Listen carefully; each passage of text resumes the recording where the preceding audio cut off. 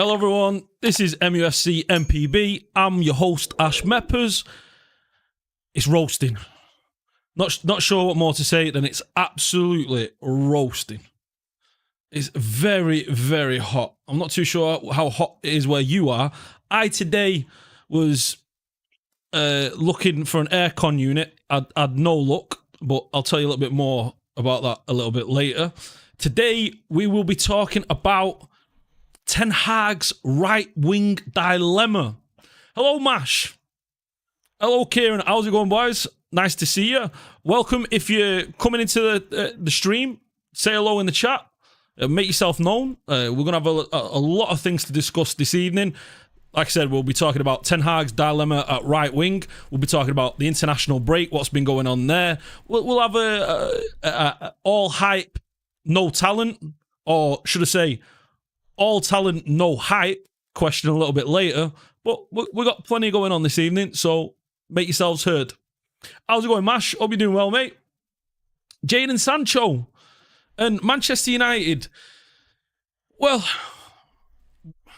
Ten Hag, I can't imagine how he must feel as a manager coming into our club with the amount of problems that he's had. I mean, he was forewarned by Louis van Gaal very early on, even before he took the job, really, when you consider. He was told that he shouldn't take the Manchester United job because it was a circus. It was not a serious institution. And at the time, I felt a little bit personally. I was frustrated and annoyed hearing that from Van Gaal, who I loved and I really appreciated his time that he spent as a Manchester United manager. Okay, his performances and the way we played wasn't great, but I feel like it was just on the cusp, just before the Pep Guardiola Premier League era, where fans, media, they weren't really open to accepting that kind of boring pass around the back for long periods of the game, and then until you'd be able to build up the play. But that's another story and another thing, really, when you consider that we're now way how many years are we past that? 7-8 years past that now. The Premier League, the media, fans generally have come to a position where they're happy to accept and see the ball not being basically just attack, like we had under Sir Alex Ferguson. Almost, I'm not happy to say it, but like how Jurgen Klopp likes to play, that heavy metal football, that all out, gung-ho kind of attitude of let's create as many chances, many opportunities so that we see lots of goals, as opposed to the Pep Guardiola way of, passing around the back. Now, Ten Hag's trying to implement kind of an almost mix between those two styles. He likes to play quick transition football, but also have a lot of the possession and play like you saw against Arsenal, where we were passing around the back a lot, trying to break the lines through Arsenal, trying to get them to press upon us, like you see De Zerbi do at Brighton, where he'll have players, his defensive players, his full-backs, his centre-backs, basically put a foot on the ball. And that's always a great indicator. I'm not sure if you've been aware, if you've been watching how De Zerbi plays, but keep an eye on how an offensive, what's the word I'm looking for? How the offensive attack starts. What you'll see is with one of the centre-backs, they'll put the foot on the ball. And that's almost to goad the opposition into come and try and take the ball. And at that point, that's where it instigates the attack, instigates the play through the midfield, through a little box midfield of two with two centre-backs, and then the either a full-back or the two centre-mids just in front, and creating these beautiful triangles in between the field. What's up, Ash? How's it going, MUFC lad? Nice to see you, mate. I think we'll beat Brighton. Yeah, I think...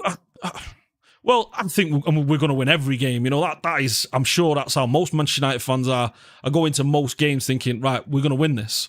Very rarely do I go into a game thinking we're not going to win. So Brighton are going under. We got this.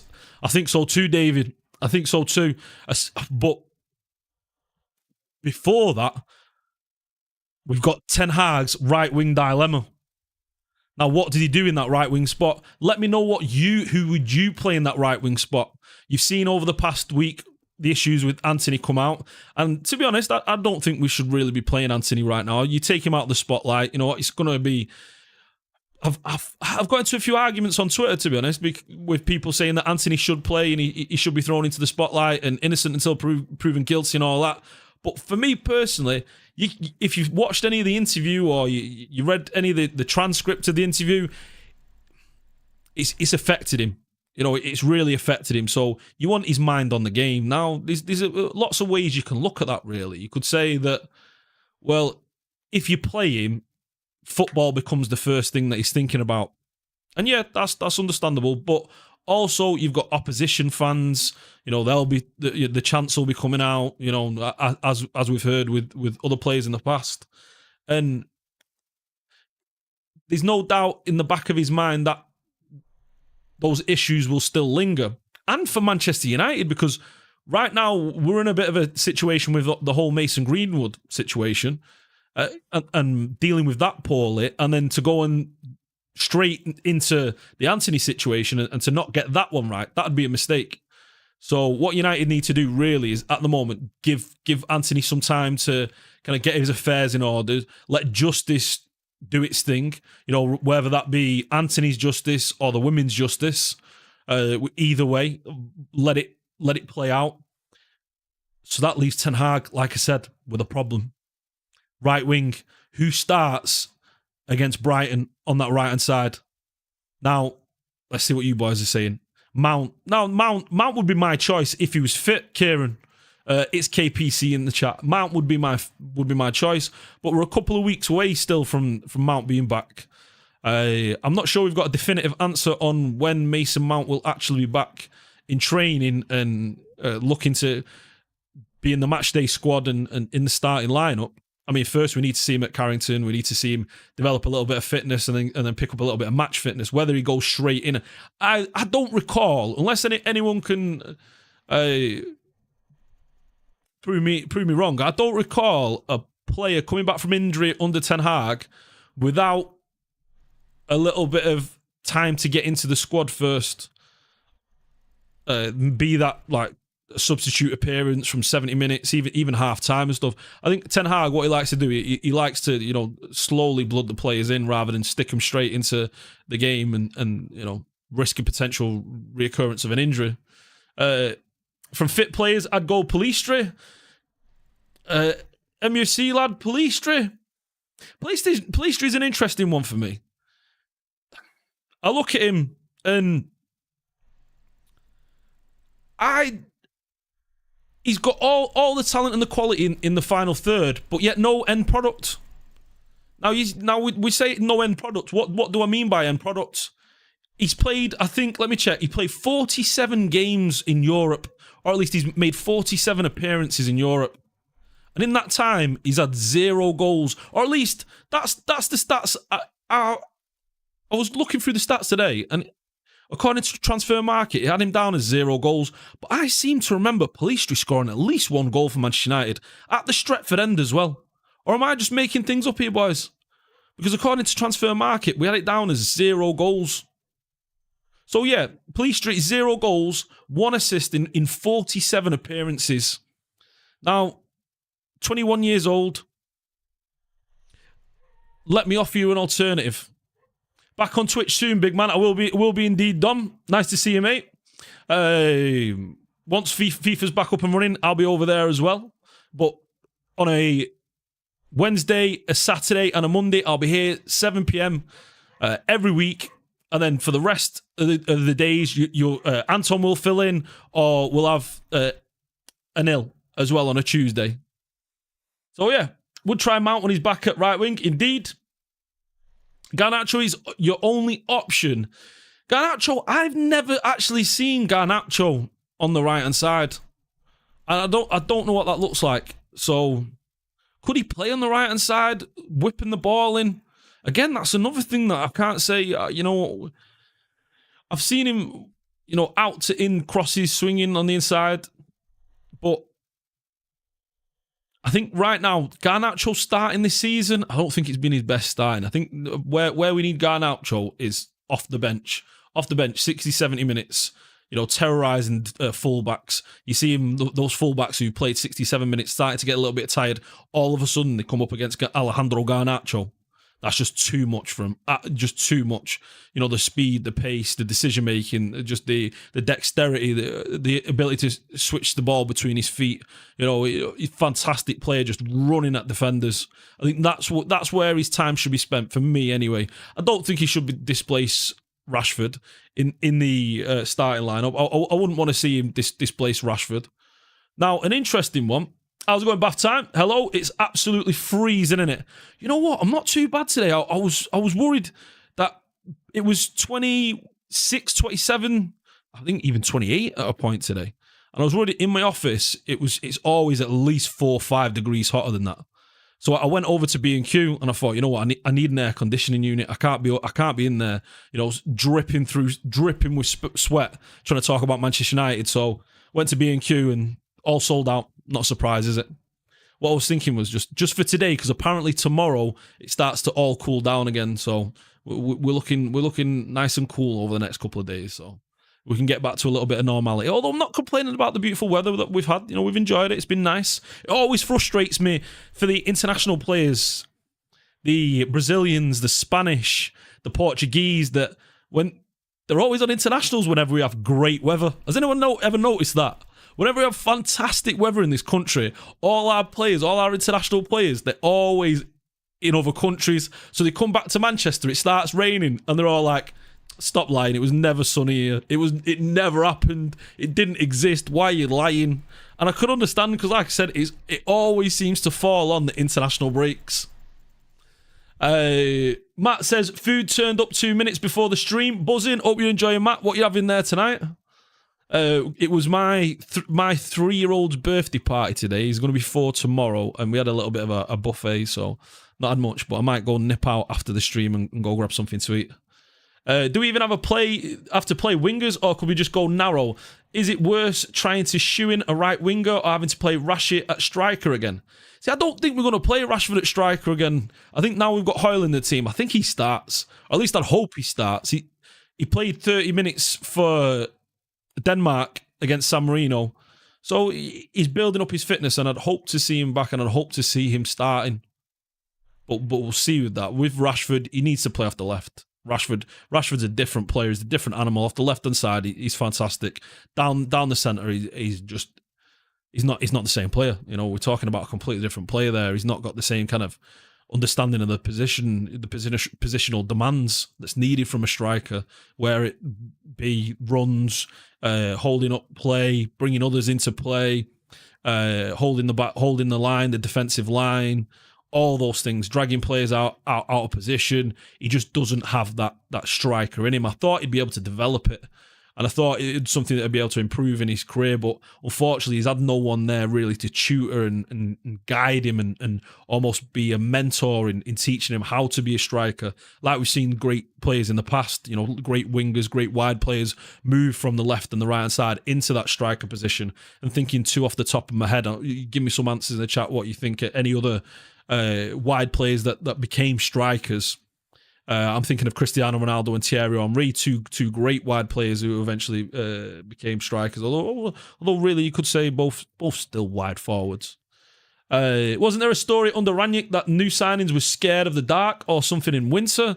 No, it wasn't a scared of the dark, bath time. What it was they complained that by 4:30 in the winter it was dark.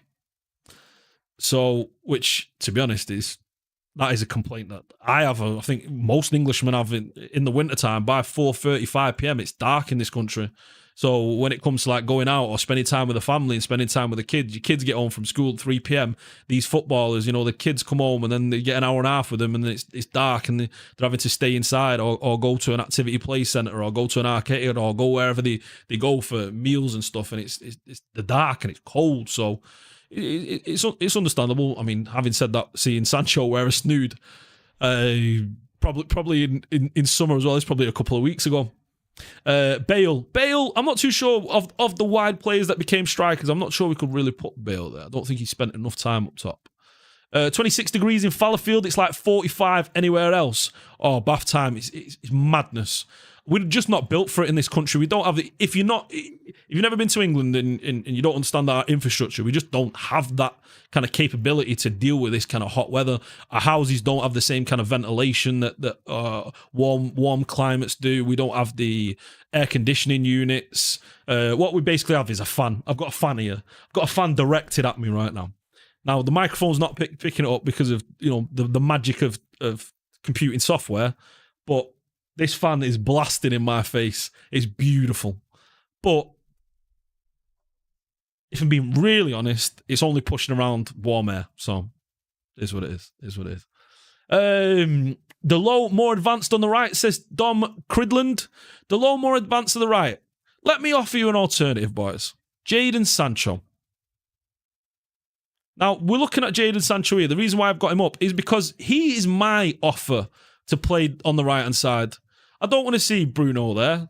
I think he's wasted out on the right-hand side. I think he's better utilised in that centre mid cam spot, number 8, getting into the final third and essentially disrupting play on the press when the defence have got the ball and when we've got the ball, creating for our attackers.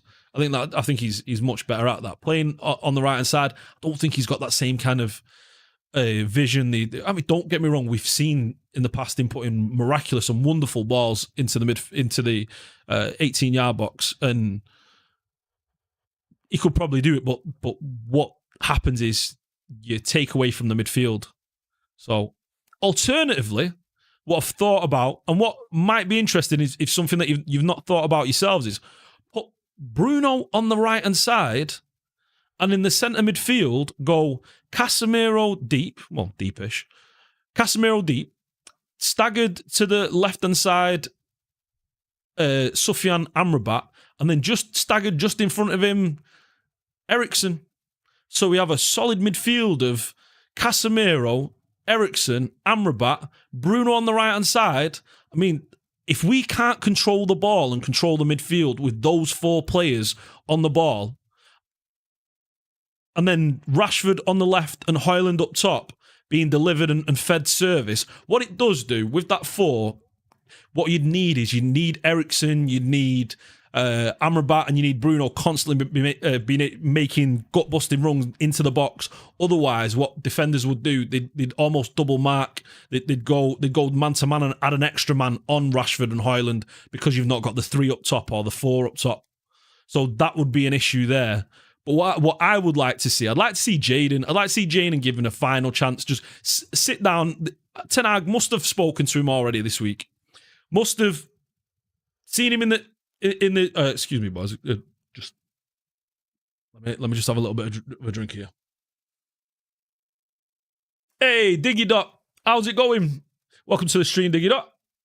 Yeah, as I was saying, to see Jadon Sancho this week, he's most likely been speaking to Erik ten Hag at Carrington, and hopefully they've made amends and they've reconciled the relationship. Now, having said that, how many more chances does Jadon Sancho need, and where does he go from here? Where do we go from here with the right wing spot? Obviously, Antony, I'm already not even looking at Antony. I'm not considering him at all. I don't think that's an option. But you look at Jadon Sancho and you think, okay, well, this could be the last chance saloon. This could be it. Sometimes in those sink or swim environments, players rise. They rise up. They start gasping for air. They start looking to live, to survive. And hopefully Jadon takes that. So Jadon's played, 82 games for us? He's got 12 goals, 6 assists. Now, when you look at the stats, you've got on the right wing for Manchester United, he's got 4 goals in 18 games on the right wing for Manchester United. Only played 18 games. You compare that to what he's played on the left wing with 6 goals, 5 assists in 52 games. So a lot more games. So what's that? Almost 30 more games with only 2 more goals, but 5 assists. Whereas you go to the 18 games on the right wing and 4 goals, that shows there's something there. But he's just not had that chance with Antony being in front and Ten Hag essentially, picking his man, the man that he trusts, the man that he knows he's going to trap back, he knows he's going to help Delo or help Aaron Wan-Bissaka defensively. What I'd like to see is Aaron Wan-Bissaka played as a right back. Delo, okay, he offers a little bit more going forward, but Wan-Bissaka offers you that stability, offers you that comfort, offers you that security. And then that relationship build. Both London lads, at least I believe I'm correct in saying they're both London lads. Both London lads. I'm sure they've got a great relationship on the at Carrington. I'd like to see that relationship blossom a little bit, and Sancho now be given a run of games over the next couple of weeks for a chance for him to really cement his place at Manchester United, because we all know he's got the talent. We all know he's got the quality. I mean, at Dortmund, absolute exceptional footballer. One of the reasons why Haaland was getting as many goals as he was getting in that Dortmund side. Outstanding. They're both Southeast London, I think. So they grew up in the same ends. They know each other. That's something that I'd like to see flourish and kind of get them sat down next to each other. What I'd suggest from Ten Hag, and you've seen this before, great managers in the past have done things like this. I'd say, right, boys, you've got to start going for meals together. You've got to start going out together. You've got to start going just doing recreation activities together outside of Manchester United. Build a real strong partnership, build a real strong friendship, a relationship there that will help blossom on the football field. That's what I'd like to see. And I think when you look at Pellistri, I understand, he's exciting to watch, and he has those moments where he looks exceptional and he beats a man. But his end product just isn't there. His end product, he's had 47 games in European football. Or not 47 games, that's not being too kind and he's too honest. He's had 47 appearances and not scored a single goal. Or at least that's according to stats that I was reading on Transfer Market. Now, I want to say he scored a goal. I feel like he scored a goal at Stretford End. Maybe I'm thinking about Ahmad. Although I'd love to see Ahmad back. I mean, it was unfortunate that he got the knee injury in pre-season. Really unfortunate, because Ahmad now would have his chance to get into the side, and I think he'd do fantastically well for Manchester United. But you look to Pellistri, 1 assist, no goals, 47 appearances in European football.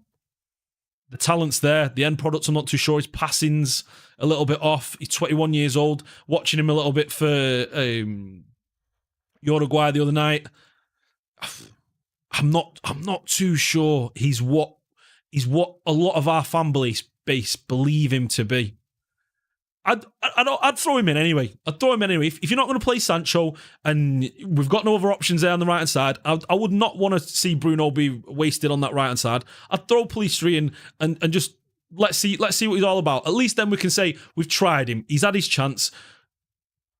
He's played fantastically well, or he's performed poorly. Either way, we'll know. Right now, there's a big question mark over his head as to whether he can do it, or whether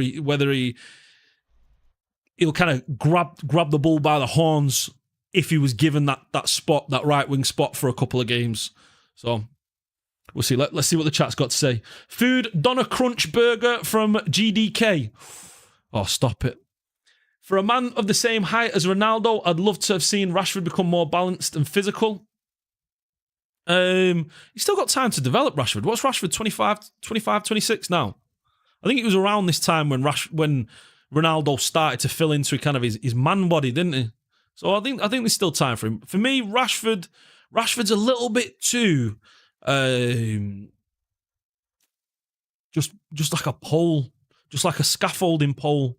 Like he's balanced and he's great, but I feel like he's just in straight lines. It's always got to be in straight lines. I don't think he's turning circles too great, and his dexterity is as good as other players we've seen. With the top. He looks like he'd be a great striker, but he just hasn't got that kind of technical and tactical nous that's needed to be a striker. So I think he'd be a fantastic old school winger.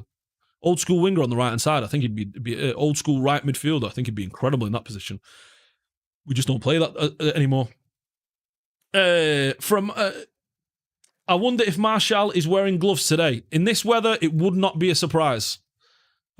Martial in any weather. You put him in the Sahara, 37 degrees, never mind 27, 37 degrees, he's wearing gloves. That statement from Sancho is still his pinned tweet. That worries me. What you've got to understand then, Nicky Cadigan, and I appreciate the comment, and anyone else who's got anything to say today, get your comments in, and I'm most likely to reply. What you've got to say, what potentially could be happening there is it could be a social media team. Maybe the social media team's left that there, but it's one of those situations where we need an interview.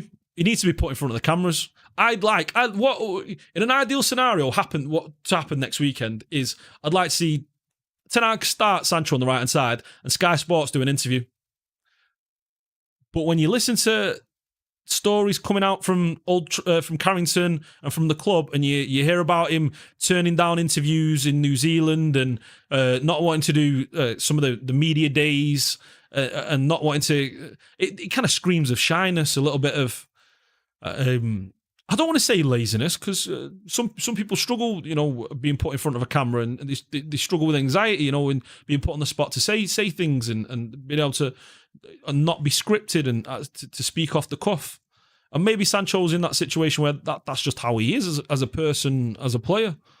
But that's what I'd like to see. I'd like to see a sit down, maybe a sit down with Gary Neville or someone close to him, someone who knows him, get him relaxed and kind of talk to him. Why haven't we seen your best? What is the issues? Why are you giving the club an opportunity, or at least Ten Hag or people, the media, whoever, to scapegoat you if that's what you believe is happening? Why are you allowing them the opportunity? There's a very old saying, and a very true saying in my opinion. I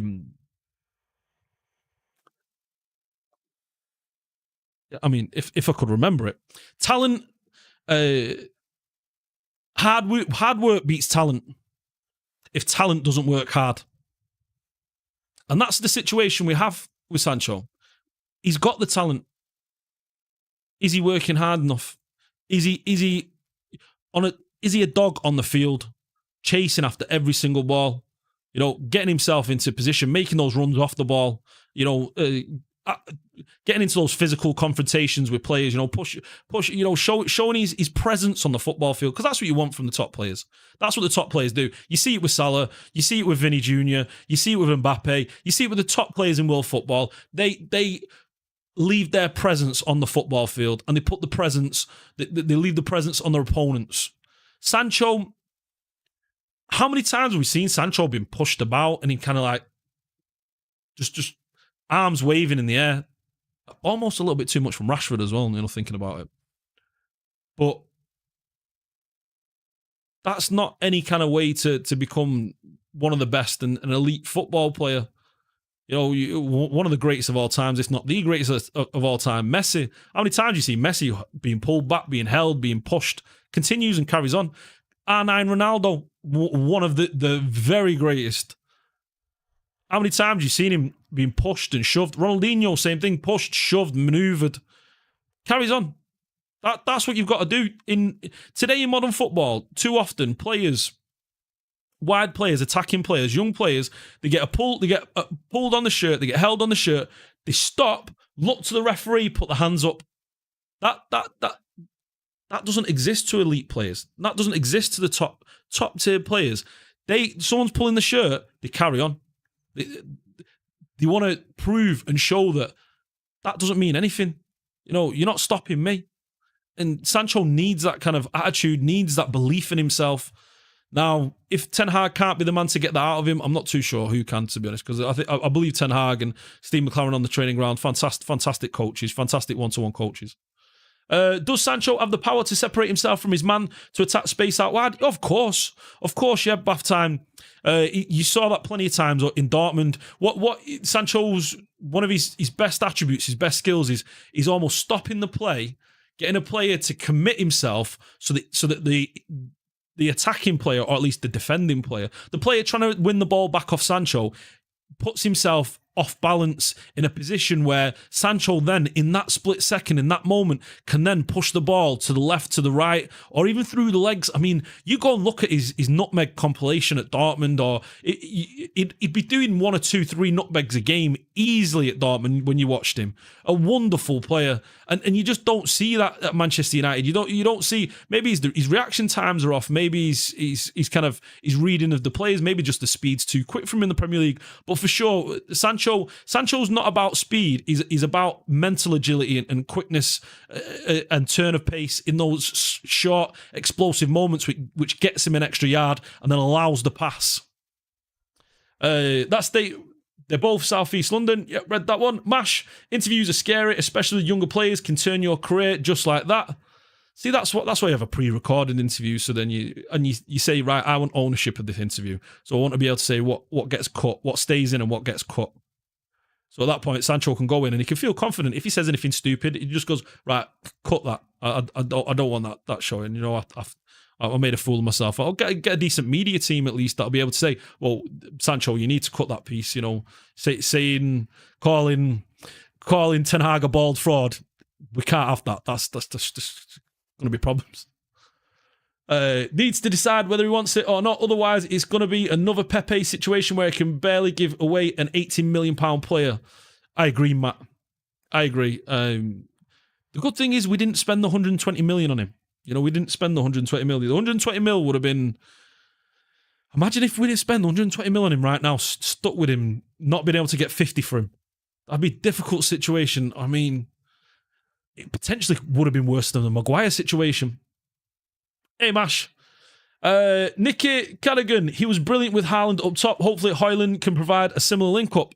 That's why I think when you look at the right-wing options, what we've got Sancho, four goals off the right-hand side in 18 games. You've got Antony, 8 goals. So when you consider Antony's at 8 goals in 48 games off that right-hand side, Sancho's had 4 goals in 18 off the right-hand side. I mean, the numbers, okay, they're not incredible and amazing numbers, but what the numbers indicate to me is there's Antony, a fella who has had plenty of game time, plenty of minutes, struggles to... Now, don't get me wrong. I'm a big fan of Antony. I really like Antony. I think he's very good defensively. I think he's a positional awareness. He's great. I think his passing range is decent, fantastic. Decent to fantastic. Not incredible, but he's good, very good. His ability to take on a man. I mean, people say that he doesn't take on a man. What players take on every single man they play against? You go and look at his dribble success rate. It's very good. He's able to pin a man as well back and then turn. We've seen how many times we've seen him, back toward the goal, player come tight, and then him just nutmeg behind and then run around almost off the field and then back onto the field again. So he can do that. He's got his traits, he's got his abilities. The problem for me with Antony, and he can also finish. He can finish top left and he can finish near post close. He likes them top lefts because that's his forte, that's his thing. Like we saw with Robben for Bayern. Not so much Real Madrid or Chelsea, but with Bayern we saw it with Robben. And again, you look, Robben really came out and really became his kind of prime self at Bayern. That was after spells at Chelsea and Madrid. So Antony's still fairly young, and we could see Antony. He's got the ability, in my opinion, to be a great player. Now, where Antony's issue is for me is his decision making. It's all mental. Too often he makes the wrong decision. It's all in his head. He'll make a bad pass, he'll be greedy and take a shot when there's 3 men blocking, or he'll decide to go down the line, do a step over, try and come back and then pass it back to Delo. To me, he needs to work on decision-making, his thought process, and that's something that can be developed and is something that I assume Ten Hag's working on. Having said that, I think Sancho already has that. Sancho has that in abundance. I think Sancho's decision-making is fantastic. He's great on both feet, left foot, right foot. He can swing in a pass. He can low drivens across the box. He can step over, draw men, then move out into position. The problem is his application. Like, if you could combine Antony and Sancho, we'd have the supreme player. If we could have Antony's application with Sancho's skill, intelligence, his guile, his understanding of what's going on in the field in any given moment, then we'd have, like, the best right winger in the world. I mean, to be fair, when you look at right wingers in world football right now, name me 5, maybe 5, 10. In fact, try and name 10. 10. Now, I'd like to see you do this, not in the live chat. I want you to do this if you're watching after the live stream. I'd like you to see it underneath in the comment section. I want you to name 10 of the best right wingers in world football right now. And I'm asking you that because I don't think the quality's there. I think there's a severe lack of quality in the right wing spot over this past couple of years. We all know who's number 1 in Mo Salah. Number 2 is probably easy as well in Saka. Then they, unless I'm missing someone, the 3 is a massive drop-off. Kvaratskhelia, he plays more off the left, Bath time. David said, man just said combine them. Listen, mate, what if with the talents they have, it's just frustrating as a fan, and you know, I'm sure you feel the same, David, to see that Sancho's got all the intelligence, all the game prowess, the understanding, the game intelligence that Antony lacks, and Antony's got all the hard work, the craft, the industry, the application that Sancho lacks. I mean, it's typical Manchester United, I suppose. Jared Bowen. Jared Bowen's a great shout. I put Jared Bowen. Can I make a bold statement right now, boys? A bold statement. Jared Bowen would score more goals for Arsenal than Bukayo Saka. I'm just saying. Having said that, Bukayo Saka, I think, played around about 130 games for Arsenal. Got about 30 odd goals, 32 goals, 33, something like that. Bowen has played about 130, 138, 140 goals. Bowen's 140 games for West Ham in the Premier League. Bowen's got. He scored, I think, 4 less goals. He scored 4 less goals than Saka in that West Ham relegation team. Bowen is a baller. I'd love him, Man United. He's got everything. He's got the just the targeting, the understanding of how to score goals. He's got the industry. He's got everything. Bowen. He's incredible. Bath Time says that's a hotter take than the weather, and it's hot. 20 legend. Antony's got good ground passes, but crossing is awful. Great work rate and good dribbling. Yeah. I'd like to see. I've got to be honest. I'd like to see. I'd like to see Antony give him more time. I think he's our player now. He's not going anywhere. So Antony, needs more developing. I'd like to see Antony and Sancho develop more of kind of a partnership on that right hand side. I'd like to be for our right wing core, our corps, our right wing unit would be Sancho and Antony. Sancho, Antony, and Mad Palestri. I mean those should be on rotation. That's a fantastic right wing set of players. And if we can't get a solid right winger out of those, then I don't think the problem is the players. Bowen scored 30 in 139. What's Saka done? But 30 in 139. I think Saka's done 136. 36. I want to say Saka's on about 36. So, Jared Bowen. How much would Jared Bowen cost Manchester United? 150 million, knowing the West Ham owner. David Moyes would be already talking him up as 100 million. So we just couldn't do that. He's 26, 27 now, I believe. Saka's got 33 goals in 139 games. Bowen's got 30 goals in 139 games. That hot take. Now, one player has played for West Ham. The other player has played for Arsenal.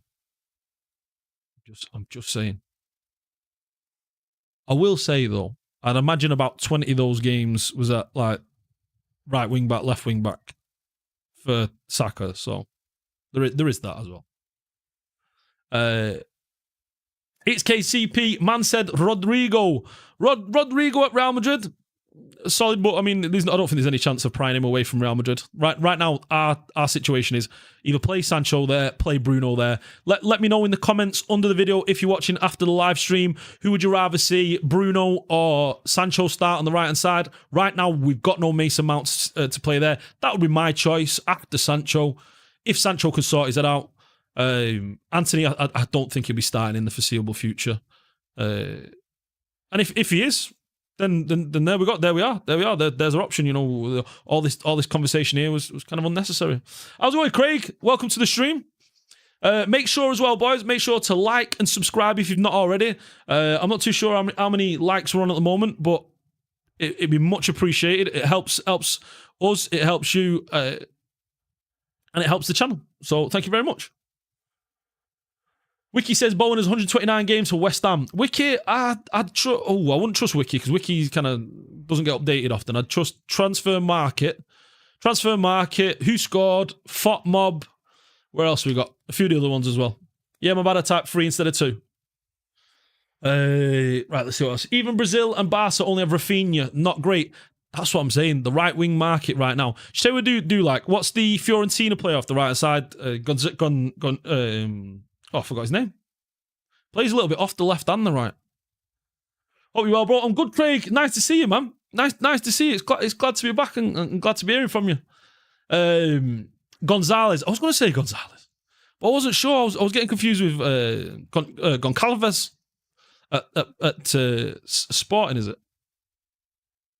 Yeah, so we're in a situation here where Ten Hag's got some issues playing on the right wing spot. Let me know in the chat. Who would you want to see play when we go up against Brighton next week? Who do you want to see starting on that right wing spot? Who's your option? Is that 16-year-old at Barca, right wing? Lamine Yamal? Yeah, he can play across the front, but yeah. Goncalves isn't so bad either, to be honest. Yeah, Goncalves isn't too bad either. Pellistri, does he deserve a run at games at right wing? I think if Sancho's going to be having the issues that he has and Antony's not going to be playing, then for sure I'd be happy with Pellistri played there and give him a chance, because then we can definitively know whether he's going to be good enough to play as a right winger for Manchester United. So we'll see. Yeah, that's a crazy. He's a full international at 16 for Spain. You know what, Bath Time? Let me just read what Bath Time said there. Yeah, Lamine Yamal. That's crazy. He's a full international at 16 for Spain. Now, that would be crazy. But when you qualify it with who is the top right wingers in world football right now, and I've asked you boys to post in the comment section on the YouTube video, who would be your top 10? Honestly, that top 10 right wingers in world football, it's going to be a difficult list for you. I'll be interested to see the lists that we see. Any truth in the rumours that United offered some free agent from Leverkusen? We'll get into that a little bit later. Yeah, Bellarabi. But for us, Facundo Pellistri, yeah, I'd like to see him give a run out. Again, only on the proviso that Sancho and Antony aren't able to play. I'm just not too sure he's got it. He's had, 47 games in European football now, 47 starts and 1 assist, 0 goals.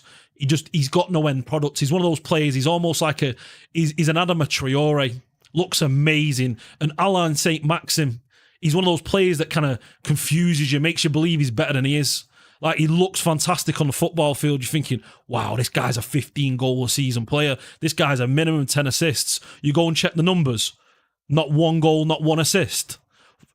Best ever season, 4 goals. Best ever assists, 2 assists.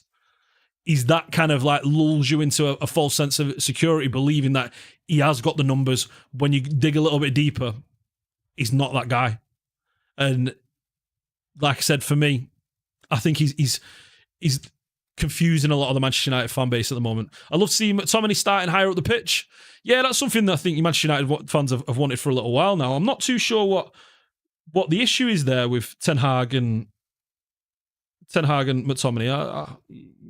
He started his career as a striker, and he's got he knows where the goal is. You know, not often do you see him miss the target. He might not score every time, but that's the sign of a great player. And the great players is how many times did he hit the target? Are they hitting it wildly wide, or are they hitting the target and the goalkeeper's making saves? I'd much rather see a player make a weak shot but hits the target, goalkeeper makes an easy save, than someone like incredible power on the shot goes into row Z. Like, I don't want to see that. I want to see players that know where the target is, but just it comes to adjusting the power, the pace, the kind of just the trajectory on the ball. He clearly doesn't rate Scott. First manager we've had that doesn't love him. Yeah, I don't know what the issue is there. I really don't. I couldn't say. Maybe. One thing I have thought is maybe he's worried he's a club man. And Scott McTominay full well could be a club man. What do I mean when I say a club man? A club man is a player that kind of goes to the board, you know, goes to Darren Fletcher, goes to Murtaugh, goes to Richard Arnold, you know, goes sits down on the, you know, on the living room sofa, you know, has a cup of tea, you know, there's biscuits and all that, chats about what's been going on in the training ground. A mole. I'm not saying he is. But maybe that could be a potential reason as to why, because I don't see many other reasons as to why Ten Hag would have a falling out or would not use McTominay, because we've seen at international level, I mean, he's top goal scorer in European qualifications. You know, for Manchester United in the big games, in the big moments, you know, he's been important for us. So I'd like to see him be utilised more. We will beat Spain again next month. Go on, Craig. Bath Time says, I think McTominay in 2017 to 2020 was the highest scorer in the league from CDM. Is it? I mean, has he really ever played CDM? CDM? I mean, not sole CDM. I think he's played as like two sixes, or next to Fred. You know, the whole McFred. But yeah, I'd like to see McTominay being given another chance. I'd rather him not be sold. I don't know what you lads think and what you think watching all around the world. Let us know in the comment section. Do you want to see McTominay stay at the club, or would you rather see him leave at this point? Would you want him in around the squad? Would you want him starting, or do you think it's best Manchester United cash in? We tried to cash in the summer. West Ham and Fulham kind of messing about a little bit. I think he's very undervalued, personally. I think he's a great squad addition. And in case any players like Amrabat, Eriksson, Bruno, whoever goes down injured, then McTominay's there to use. And I think having a strong squad, a strong bench, you know, these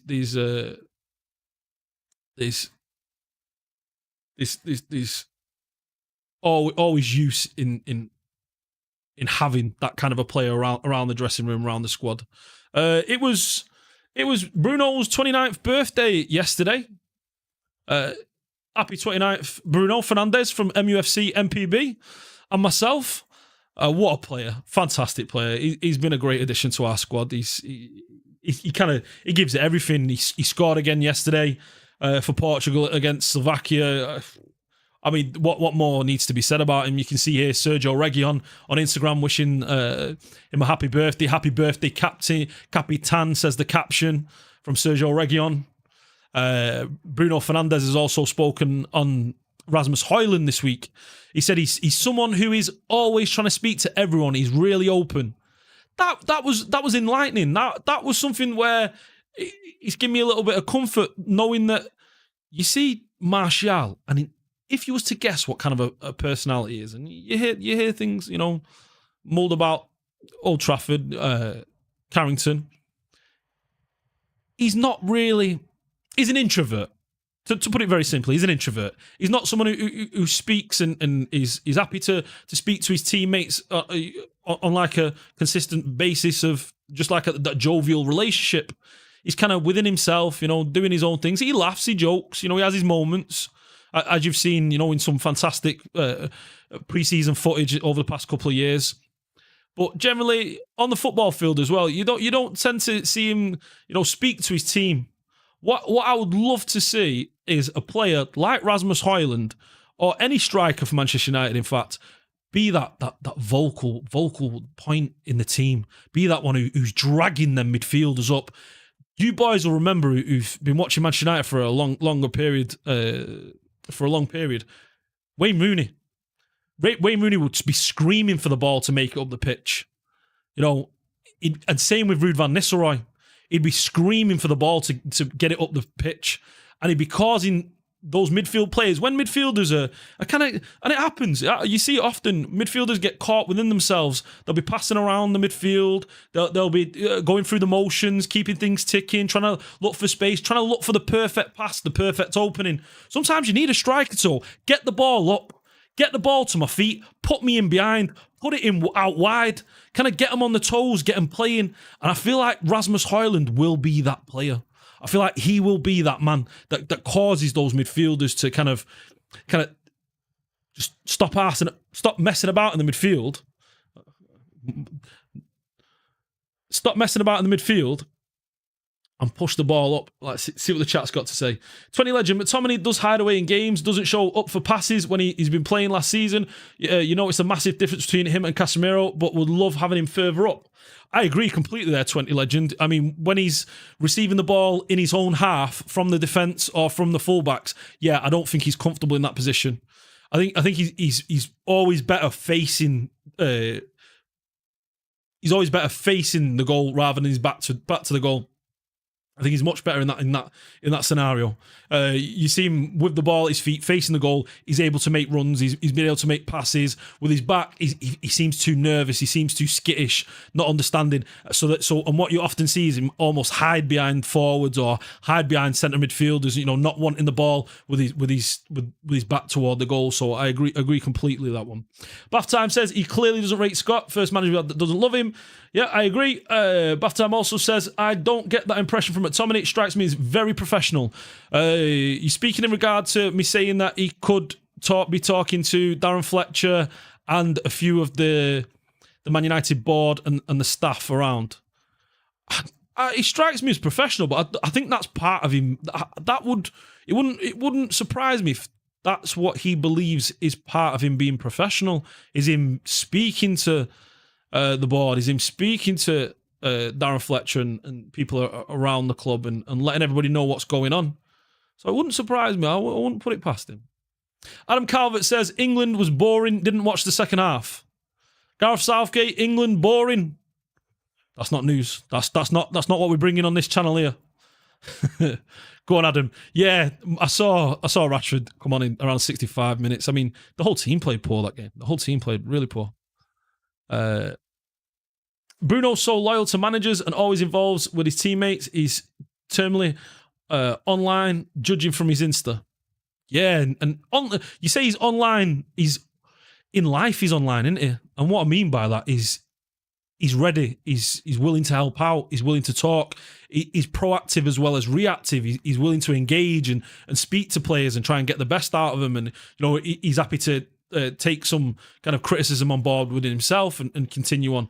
You know, he doesn't fall out with players. You know, when someone shouts and argues, he argues back. He takes it on board. It's not something that he kind of like, he wilts. And I love that about Bruno. There was a famous moment, not famous. There was a moment between Sancho and Bruno. I don't know if you recall, but Bruno was having a go at Sancho and kind of telling him to pick it up. And Sancho says, calm down.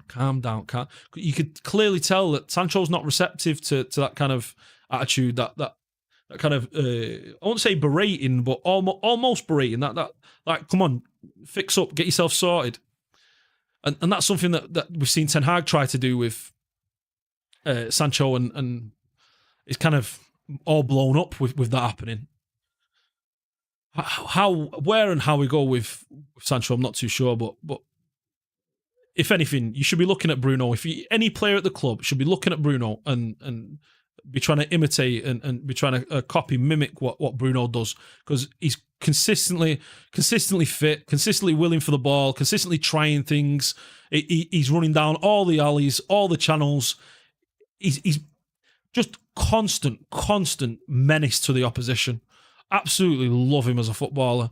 Bruno's also had to say on Rasmus Højlund, he's a kid that, from what I've seen, wants to work and get in the team because he wants to be fit as soon as possible. I think he has a lot of energy, a lot of strength, and hopefully a lot of goals too. I think we can all agree with that sentiment as well. We all want to see Rasmus Højlund, come into the team, bag loads of goals, and kind of get himself into the United folklore, into the history. I mean, he's 20 years old.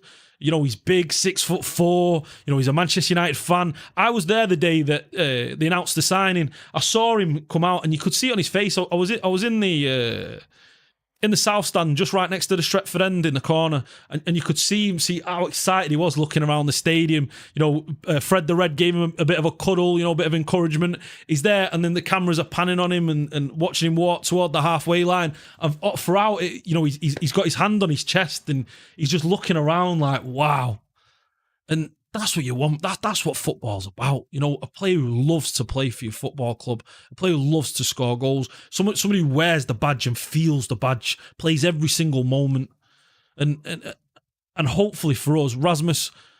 I mean, we've had the chat in the last video, in my last video, Ash Meppers at Ash Meppers on X and at mufcMPB to get involved in the conversation and watch the prior videos. We said that we want around about 10, 15 goals in all competitions would be where we're at this season for Højlund. 15, we'd love to see 20. 10, 12 wouldn't be a disaster. 15 goals is kind of where par is. Par for course, 15. That's what we want to see from this season. And hopefully it can start off, get real close to that, or starting it with the first game against Brighton, nice 2 goals, maybe even a hat-trick. I wouldn't want him to score a hat-trick. Now, you say, what? You wouldn't want to see Manchester United debut a hat-trick? When's the last time we saw that? Wayne Rooney, Fenerbahce, Champions League, unbelievable. Okay, maybe I would want to see it. Maybe I would want to see it. I'll take it back. Maybe I would want to see it. But also, that then creates so much hype. So much kind of demand. I'd like to see him score a goal. Get a goal, great performance, and slowly just get these goals ticking. Just keep trickling in one goal this week, then 1 goal against Crystal Palace, then another goal against Bayern, and then a couple of weeks later, another goal, maybe 2 goals in the Carabao Cup if he was to play. Just keep him ticking. Let's see what the chat's got to say. Must be hard for Amrabat with what's happening with his in his native Morocco. We'll talk about that a little bit later. Adam, yeah. Thoughts with Morocco. We just don't want to see events like that. Unfortunately, yeah. If anyone, we need a manager on the pitch. Hopefully, Bruno can be that. I was listening to Paul Scholes. Paul Scholes did an interview with I can't remember who was what his name is, but it was part of Rio Ferdinand's YouTube channel, and Paul Scholes did an interview. He was asked about Bruno as a captain, and Paul Scholes said he loves him. He thinks he's a fantastic captain. He loves him as a captain. Now that might sound strange when you hear when you compare that to the reaction in the media and a lot of the kind of fan base frustrated that Bruno's a captain because he shouts, he moans, he complains too much. But Paul Scholes played next to one of the biggest moaners in world football, in Roy Keane. Roy Keane loved to have a moan. Okay, he didn't gesticulate, and he wasn't as demonstrative as Bruno Fernandes in waving his arms. But Roy Keane could moan with the rest of them. He would love to have a go at anybody. So, yeah, Bruno Fernandes for me, fantastic captain.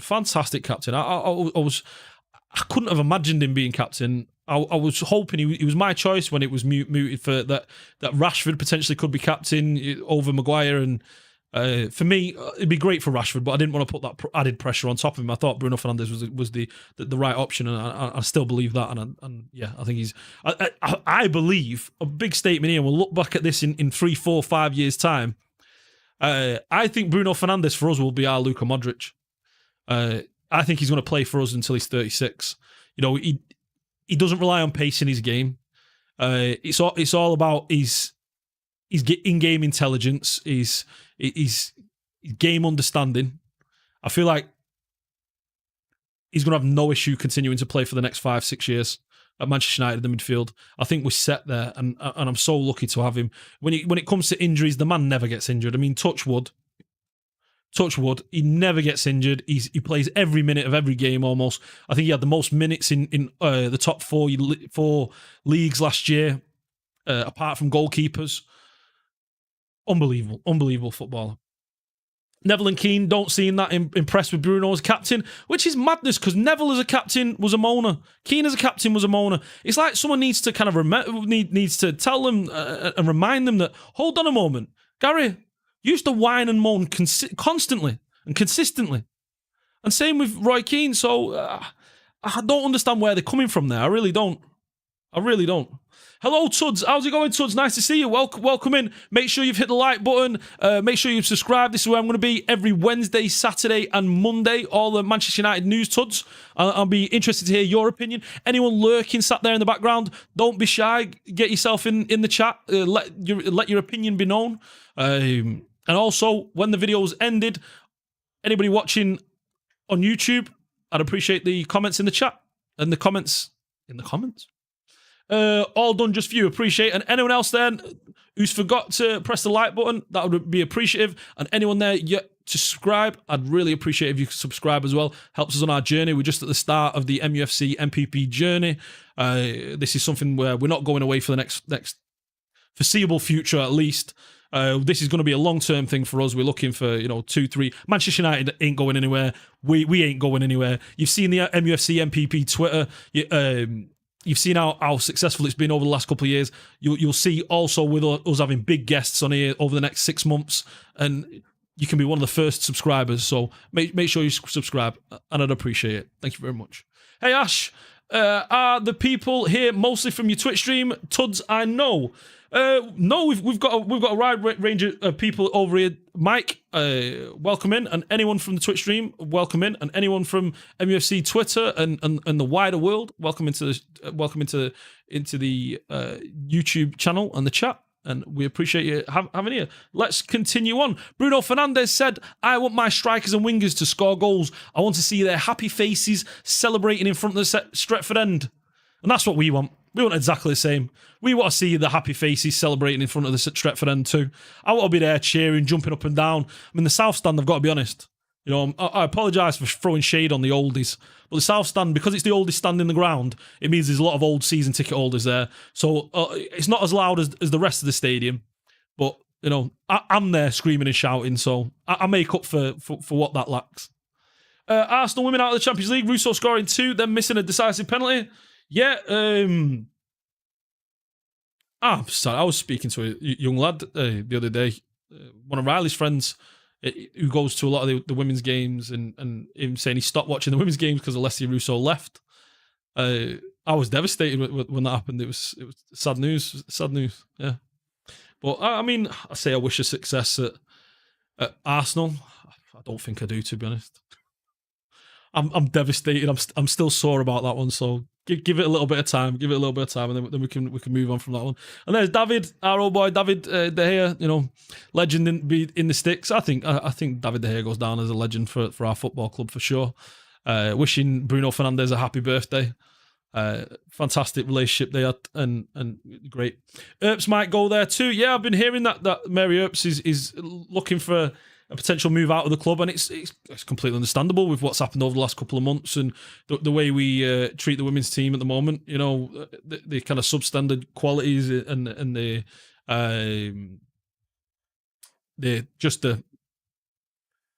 lack of application that we've been giving to the women's team. It's disheartening, so I can completely understand. Right, boys, let's get into the international news. What's been happening in International Week? Unfortunately, we've been hearing terrible news out of Morocco. There has been a devastating earthquake which has taken hundreds of lives, and something that we all send the thoughts and our well wishes toward the Moroccan people and anyone caught up in the tragedy. It's something that kind of takes when these things strike, it takes us all by surprise, and all we can do is look to raise hope and make a small donation to Red Cross and any other charities helping with the relief efforts there in Morocco. And we wish everyone best, and any family members searching for friends, family, that they all find the resolution that they're looking for. So hearts out to Morocco. Our Moroccan man Soufiane Amrabat was sent home from the internationals this week, unfortunately with a small injury, but apparently or according to the manager, it was something slight, and he didn't want to risk him for the start of his new journey. This is what the Moroccan manager Walid Regraoui Walid. This is the Moroccan manager said, Walid. He said, Soufiane Amrabat felt something and we let him go as a precaution because he has just started his new adventure with Manchester United. And fantastic, isn't it? Fantastic. You know, that's what you want from international managers, you know, looking after the players and kind of thinking of the player's career first rather than the results and the performances for their team. So we appreciate we appreciate that from mufcMPB, Mr. Walid. So thank you very much for that. Where do you think De Gea will go? As to I'm shot, he hasn't been snapped up yet. That's Mike Fergus. I don't know what's happening there, Mike, to be honest. I have no idea. David De Gea, I'm unsure. No chance in the internationals right now. So poor David. Walid Regraugi, try saying that when you smashed out your skull. Mate, I think I'm on it. I think I'm like clear, ready here, focused, and I'm struggling. Usually, I pride myself on being able to pronounce people's names. It's something that I enjoy. I think it's, when you get your Aretha Balagas, you know, you get your Muguruthas, your all your different names around the world. I appreciate being able to say the correct pronunciation. The Santi Catola. I don't know why I'm picking all Spanish players there, but yeah, that's what it is. But here we are. So this week, Eriksen got himself 2 assists and 1 goal in a 3-0 win against San Marino. I actually picked up that game, watched a little bit of that game. All that game showed me was that every single Denmark player in that game wanted to score a goal by themselves. Højlund played 30 minutes in it. He got in the last 30 minutes. He hit the post. Was involved in a nice little bit of link-up play. Oh, I'm telling you what, boys, he looks just a beast. He looks a specimen. He comes in, his chest is there, he's ready. Takes the ball at his feet, left foot, right foot. He hit the post off his right foot. His weak foot, by the way. Hits the ball off his right foot. Beautiful. Outstanding. 30 minutes of the San Marino game with the San Marinians all penned into the box. And yeah, so that was Eriksen getting two assists and a goal against San Marino. McTominay gets his usual 1 goal. That was against Cyprus again yesterday. McTominay doing bits for Scotland. I mean, there's nothing new there. We've seen it over and over again, time and time again. McTominay's an international player. He's a top-tier player. I just feel it's sad that he's not out there playing for a team week in, week out. He should be playing for a Fulham, for a West Ham, for a Luton Town at least, you know. But being just rotting on the bench there, I don't think it's good for him. He needs to be getting out and playing. So between that and the Danish manager being in Carrington, it seems like Ten Hag is developing good relationships with the international managers. That's part of it. I mean, it's different from where Sir Alex Ferguson was. Sir Alex Ferguson was the kind of manager who kind of put up an icy front against the international managers, you know, hoped that the managers didn't want to pick his players. But I think Ten Hag goes about it in the correct way, if I'm being honest. I think trying to develop a little bit of rapport and a relationship with the international managers and trying to kind of get them on side, I think that's probably the better way. I think that's maybe one of the only negatives of Sir Alex Ferguson's management style would be his relationship with international managers. Altay Bayındır was an unused substitute in Turkey's 1-1 draw with Armenia. Bruno's got 1 goal on his birthday against Slovakia. A beautiful goal. If you've not seen it, go search in Twitter or x.com and you'll be able to find that goal on YouTube also.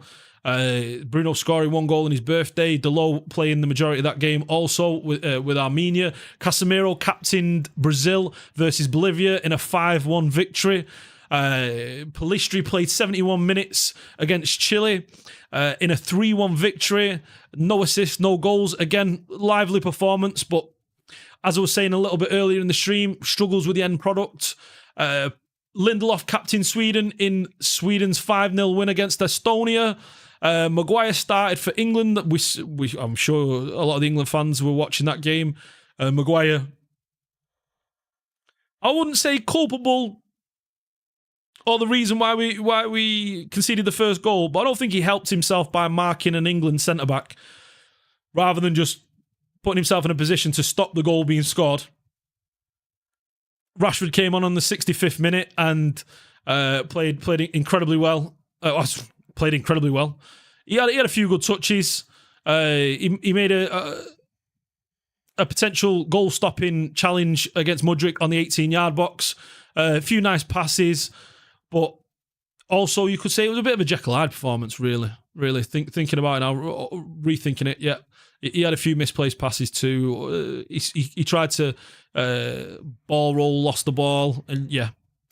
Not just a typical Rashford performance over the last couple of weeks, really.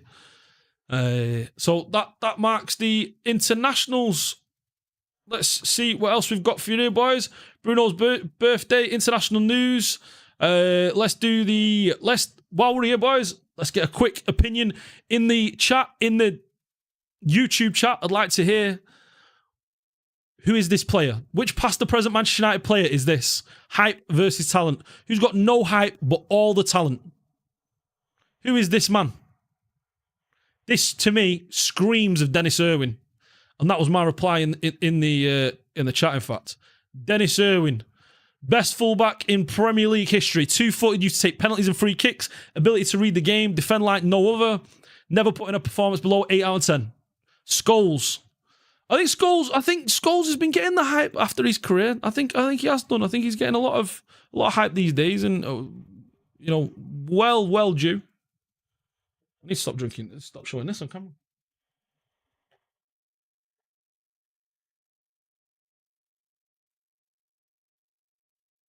So, not the hype the talent deserves. I have the best, boys. You want an argument to make when people talk about Gerrard, Scholes. I nearly said Carrick then. Gerrard, Scholes, and Carrick should be in the conversation. Gerrard, Scholes, Lampard. The argument I make with that is the same argument that's made with Lionel Messi and Ronaldo, in that Ronaldo has all the athleticism. And like Scholes has said himself, Gerrard's an athlete. But for that something a little bit special, that's something that only comes along once a generation, really. Not to say that Ronaldo, isn't the once in a generation. Ronaldo really is. But that kind of, the magic, the specialness that can't really be quantified. That's what Scholes had. And Scholes was. His ability to control the pace of a game single-handedly. Manchester United, we knew whether we'd win a game, whether Scholes had a good game or not. And 9 times out of 10, he did have a good game. Because all you had to do was give the ball to Scholes. You had defenders like Edgar Davids, or midfielders, I should say, like Edgar Davids, Patrick Vieira, some of the best, Zidane even trying to dispossess Paul Scholes. It was impossible. He could always just step over the ball, turn the opposite direction, pass instantly. It was an incredible thing to behold and to witness. It was something that you only saw with players like your Iniestas. A little bit like Busquets, but Busquets is taller, right? There's that ability to spin on the spot. Modric, very similar too. Just that you don't win the ball off these kind of players. It's not a gut-busting runs into the box. Although, he had his few early on in his career. But Paul Scholes, an exceptional talent. Gerrard doesn't like a wet and slippery service. Remember that slip cost Liverpool the title? Cost Liverpool the title as a player and a manager with Aston Villa. when Liverpool could have won the league a couple of years back when Aston Villa were 2-0 up at the Etihad. So he's done both. I would say Carrick, it's hard to believe it's not Scholes. Proper underrated for this picture, I mean. I agree, Tuds. For this picture, yeah, you could definitely put Carrick as this picture. This is Carrick epitomised. No hype, all the talent. What a player. Incredible footballer, Michael Carrick. Will he ever get... I mean, he's finished his career now and he almost seems to have been forgotten by fans and players that didn't play for Manchester United and a few Manchester United players as well and Manchester United fans. But Michael Carrick, for sure, 4 or 5 Premier League titles. Was it 5 Premier League titles or 4? I think it was 5. Exceptional footballer.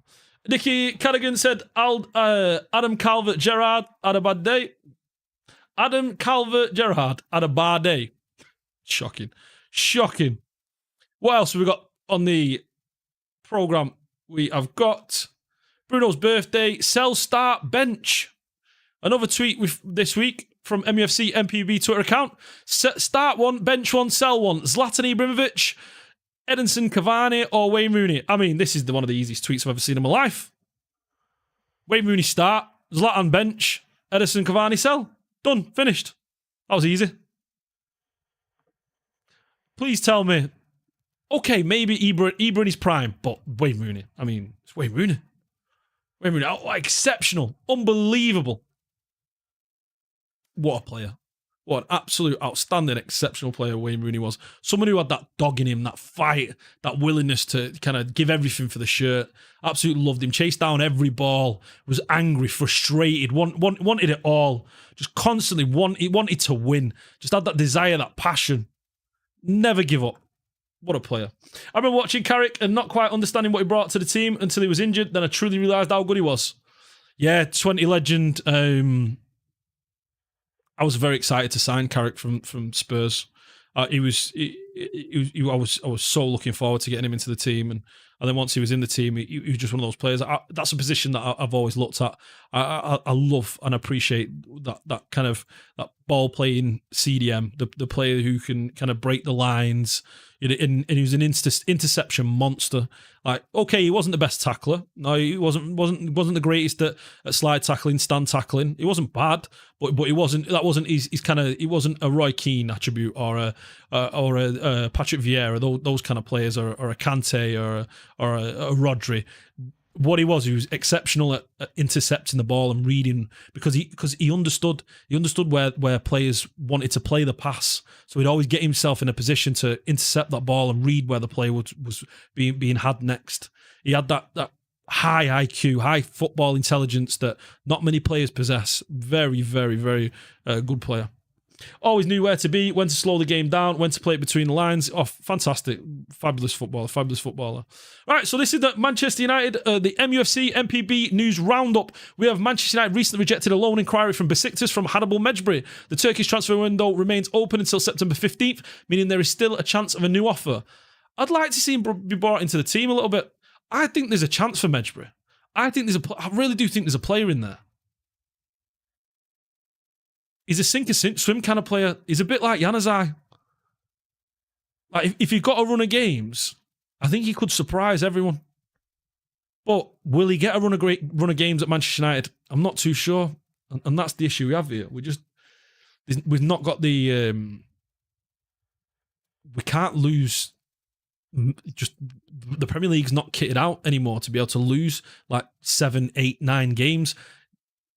To be in with a shot with top 4, well, top 5 this year, but to be in with a shot with potentially chasing and fighting for a Premier League title, you can't really lose more than 5 games. So that means you can't risk players like Hannibal Mejbri, trying to blood him into the team these days. Okay, in the FA Cup and the League Cup, I'd like to see him, played all the FA Cup games and League Cup games. I'll be okay with that. And I'd like to see him brought into the team, but then that's almost disingenuous towards Hannibal Mejbri, because what happens there is he's not playing with an elite team then. He's playing with a team that's disjointed, lacks chemistry, so it's difficult for him to kind of showcase his talents. What you really want for the top talented players, the top talented youth players, is to come in into the starting 11, the Premier League starting 11, the one where it's your best 11. You take one of the best 11 out, you put Mejbri in there and see if you can sink or swim. If he increases the outlet, the performance of the team, or if he decreases it, that's where you get a real guide and a real understanding as to whether a youth player is good or not. We saw that last year with Alejandro Garnacho. He was brought into the side a couple of times off the left-hand side, and you saw that he added to the team. Now, you go and watch Garnacho in the League Cup games, in the FA Cup games, where the team's all mixed and it's all... He's nowhere near the same kind of player because it's difficult to build that chemistry, to kind of play in a team that's a little bit disjointed. So for Mejbri, I'd want to see him in the proper 11 and be given a chance. I think he's definitely worthy of it for sure. Donny van de Beek is close to leaving Manchester United, with Fenerbahce and Galatasaray racing to sign him in the next couple of days. I think these deals should all be done now. What will be holding these deals up is the fact that we've been terrible at selling again. Our negotiators, Murto, and I forgot his name, the former head of Adidas Europe, Matt Hargreaves. The problem is they want too much money for these players. And okay, you can maybe set out your stall and say, right, we're not accepting derisory bids anymore, derisory offers, like the 3 million that we got for Chris Smalling, which was an absolute robbery from Roma. 3 million for Chris Smalling when Harry Maguire was 80 million. And let me just point out, we turned down 30 million. I say we turned down. Some people say, yeah, no, he turned down the wages. Well, we pay that through the transfer fee. So really, out of the 30 million accepted, we then use that 30 million and go, there you go, Maguire, 12. Because West Ham can't pay out his contract. We have to pay out his contract. So West Ham send us the money. We send it through to Harry Maguire's contract. And we should be accepting that bid all day long. And then maybe going in for a Todibo like we was linked with, or who else was linked with? Well, yeah, Todibo was the main man we were linked with. I think it was the Braithwaite, the Everton under-21 player who performed pretty well at the European tournaments where England went on to win in the summer. Alex Tuanzebe is signed with Ipswich Town. He's gone over there with Kieran McKenna, our former coach under Ole Gunnar Solskjaer. Hopefully he does well there. Ipswich, on a madness in the Championship this year. So looking like they're going to go back-to-back promotions. We'll see what happens there, but we'll keep an eye on Axel Tuanzebe. What a player he was. He just struggled with injuries, unfortunately. He had the speed of thought and the processing ability of the very top defenders. But his body just couldn't hold out, and it just didn't work for us, unfortunately. Erik ten Hag this week has been in Holland, signing some fans and watching the Holland game. Been enjoying himself over there. I won't play this video, but you can go and check it out on mufcMPB on the X account. That PSG game from Tuanzebe, incredible legend, yeah. Outstanding. Martin Mbappe out the gate. Well, not Martin, but stopped him, withheld him. Buyback clause on him. No buyback clause on Axel Tuanzebe. And I don't believe there's a sell on either. Who would he really replace if he was given a run of games? Bruno Fernandes, and that's the problem. Hannibal Mejbri we're talking about. Hannibal would replace Bruno, and I'd like to see Bruno be given a rest or at least a half. I'd like to see Mejbri. I'd want to see him, but the problem is Bruno. That's his spot now for the foreseeable future. It really is. You're not getting rid of Bruno out there, so I can understand us wanting to sell him. The reasons were made clear as to why Marc Cucurella to Manchester United on loan collapsed. Chelsea and player both sides rejected the January break clause. Cucurella wanted to stay for the full season, and Chelsea were happy that they'd have to bring him back in and continue to pay his wages and potentially disrupt the squad harmony in January if he was to come back. Also, United were not happy with Chelsea playing him in the Carabao Cup game the 2 days before the transfer window was to be closed.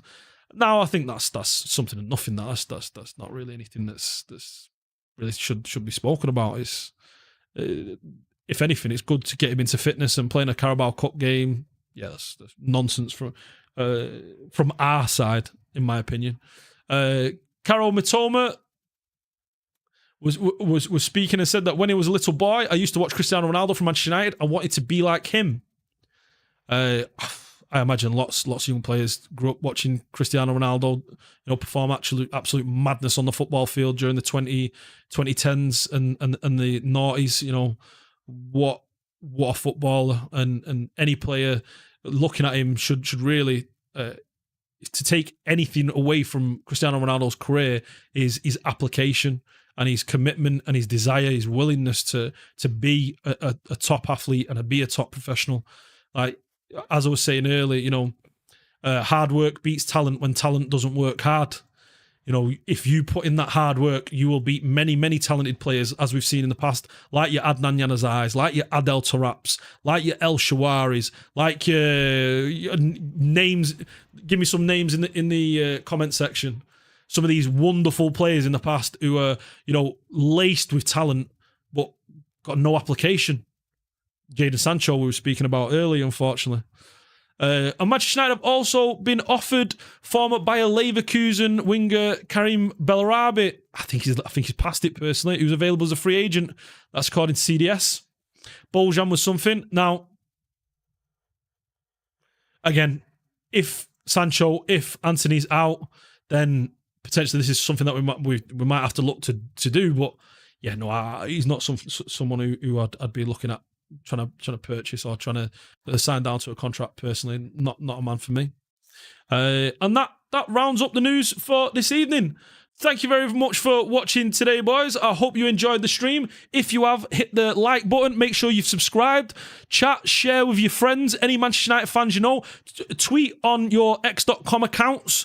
Share wherever may be. You can take your clips of this stream and share them wherever you like. And we'll see you again on Monday. Thank you very much for watching. Make sure to follow me at ashmeppers on the x.com, which is Twitter, formerly Twitter. And make sure to follow mufcMPB on their Twitter account, or well, our Twitter account, I should say, on x.com. Also, Anton Brooks and Anil. Anton will be coming up again tomorrow, and I will see you on Monday. Have a good stream. I appreciate all the comments and the interaction. I'll see you again on Monday. Take care. Bye-bye.